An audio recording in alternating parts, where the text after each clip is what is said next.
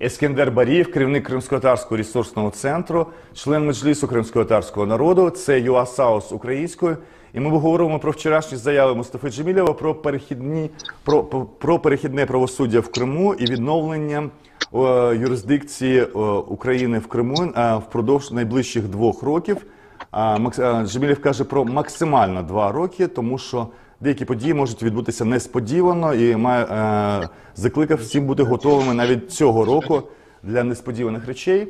Ескендер Бей, для нас, можливо, ми далеко від Києва, і ситуація у вас динамічніше розвивається. У нас поки до Стамбулу дійде, у вас вже все змінилося там в Києві.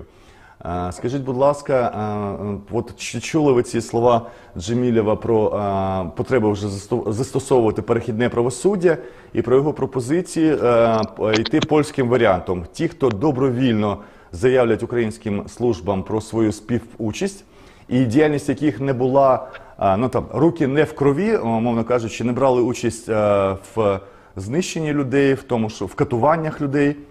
Ці люди можуть добровільно заявити про свою співучасть, їхні імена навіть не будуть оприлюднюватися, будуть захищені. Єдине, що вони не зможуть протягом життя обиратися від сільради до Курултаю кримсько-татарського народу. Чи згодні ви з такою позицією Джемілєва? Ми його і сьогодні повторили ще раз в нашому ефірі протягом 20 хвилин. Може, у вас є власна думка, як має розвиватися це перехідне правосуддя в Криму? Ну, в первую очередь, однозначно, Мустафа Ага, как лидер кримско-татарского народа, как народный депутат, он говорит о своей позиции, но в любом случае любые действия, они должны совершаться в рамках законодательства. И поэтому, когда мы говорим о том, что будет регулировать эти процессы, и мы как раз являемся участниками или инициаторами даже подобных действий, чтобы все эти процессы были законодательно урегулированы в Украине. Мы же правовое государство, и, соответственно, мы в рамках законов Украины должны действовать.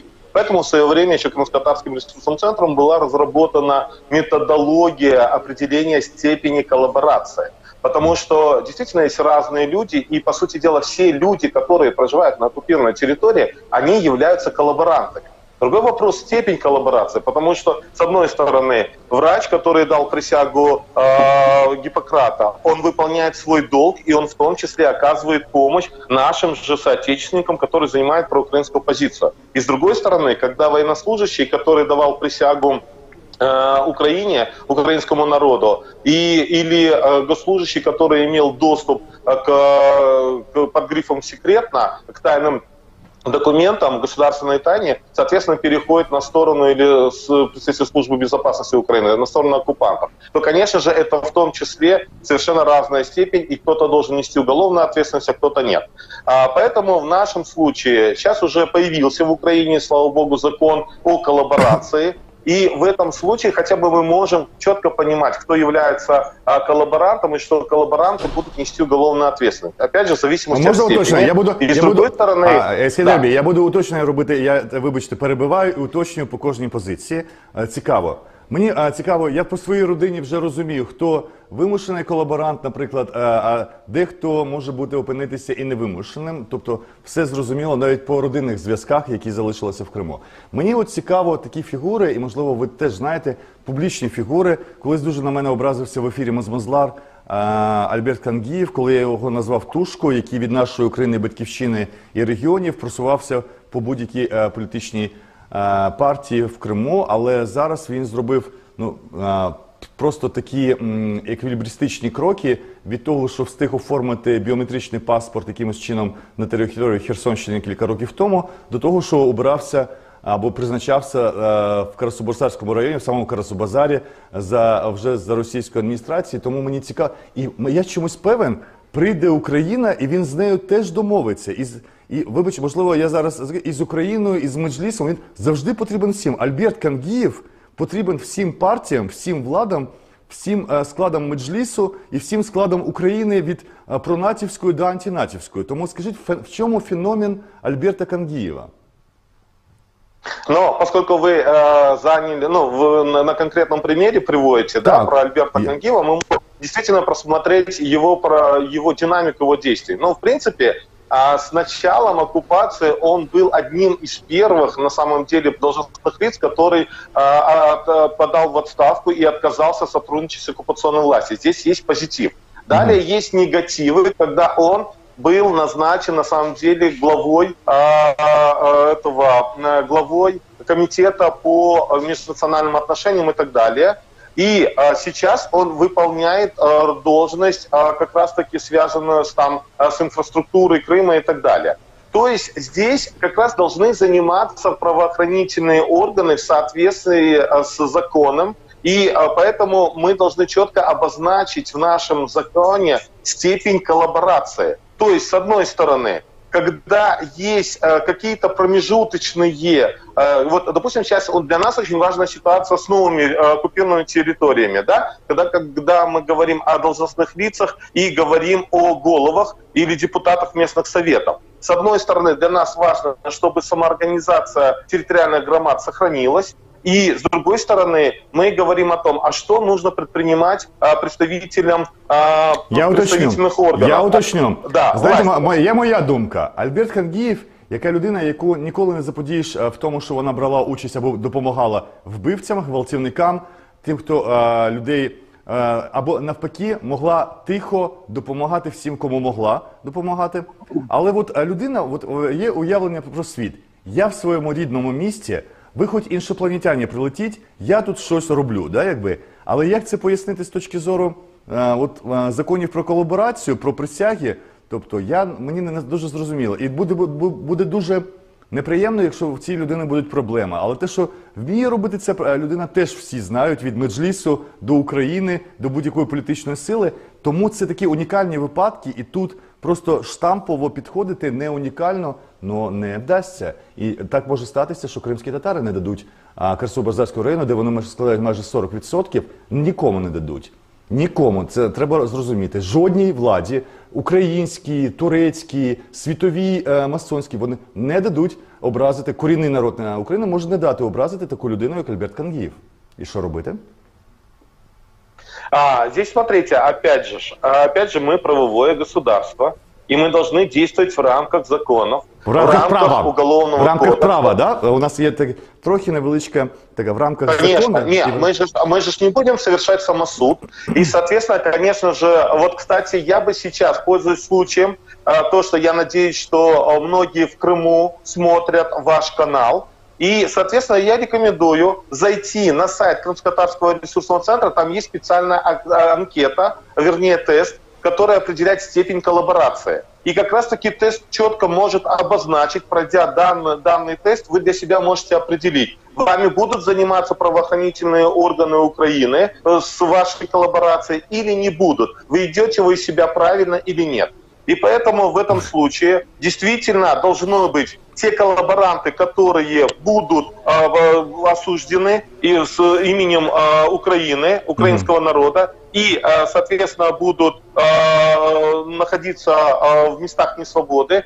И какая-то часть коллаборантов будет, скажем, лишена права дальше продолжать или занимать должности в структурах уже власти. Ну, а какая-то часть коллаборантов просто будет понимать, что для них небезопасно оставаться на территории Украины и, соответственно, будут выезжать в пределы. Поэтому мы всегда и постоянно стоим на той позиции, что мы уже сегодня должны четко позиционировать, что должны ожидать коллаборанты для того, чтобы они уехали и оставили Крым в покое.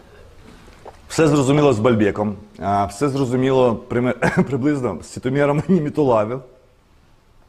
Емір Алі Ефенді. Фігура, я не знаю, знаєте, настільки проста, що стається складною. І, знаєте, складно говорити, коли людина є муфтієм мусульман Криму з того часу, коли дуже підтримувалася своїми серцями за Айсерезу, які були завжди при лідерстві Меджлісу, і вже впродовж 30-ї річниці існування Меджлісу у нас Айсерезька група є першою, і лідер кримсько-татарського народу, і другий голова Меджлісу, і муфтії були от з цього Айсерезу. І от що робити з муфтієм? Прям, знаєте, давайте будем, Осман, давайте будем поступать так, но не будем выделять какую-то там, я не знаю, людей с голубой кровью среди крымских татар, там, имеющих отношение к Айсерезу или к Кутузам, или к Судаку, потому что, скажем так, не будем в этом плане, мы будем судить по действиям.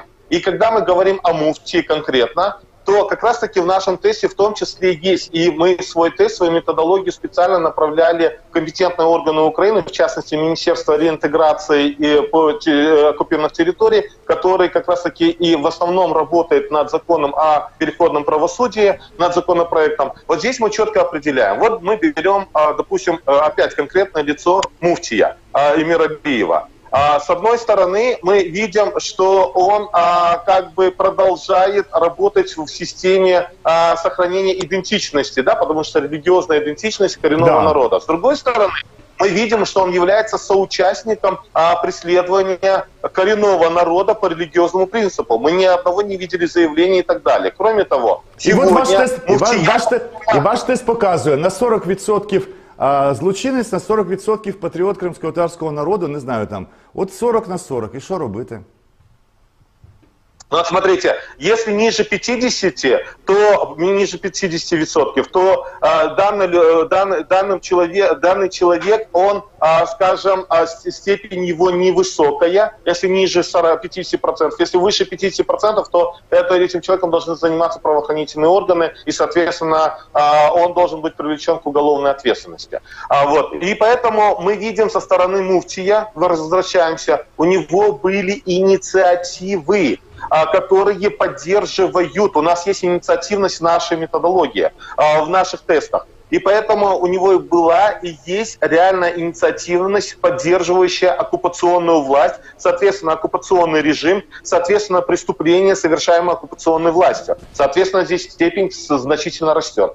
Кроме того, мы в своей методологии учитываем, на момент оккупации был ли гражданином Украины или не был, на момент оккупации был ли доступ к тайнам государственным, на момент оккупации давал ли присягу, уже в момент оккупации проявлял ли инициативность. Вот, допустим, мы можем других фигур взять. Вот, допустим, Эрвин, да, вот, который активно участвовал в формировании телеканала Миллет, который участвовал на международных площадках, который давал ложную информацию, который участвовал во всех процессах как раз-таки для того, чтобы, с одной стороны, дискредитировать коренной народ, с другой стороны, оправдывать преступные действия против коренного народа.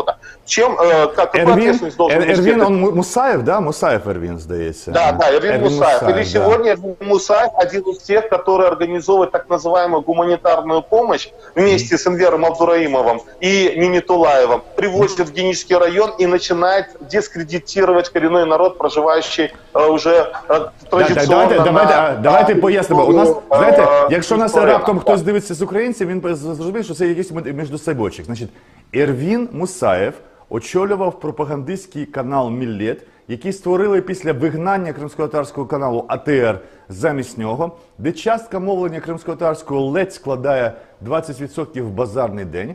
Але це цікаво, що якщо власником телеканалу АТР є Ленур Ислямов на 99%, то керівником каналу пропагандистського «Міллет» був родич, фактично по лінії сестри Ленура Ислямова, це з іншого боку. Тобто, в принципі, телеканальна мережа у нас виявилася з обох боків, і з окупаційною, і проукраїнською, от близька до однієї родини, так, щоб було зрозуміло всім сторонам.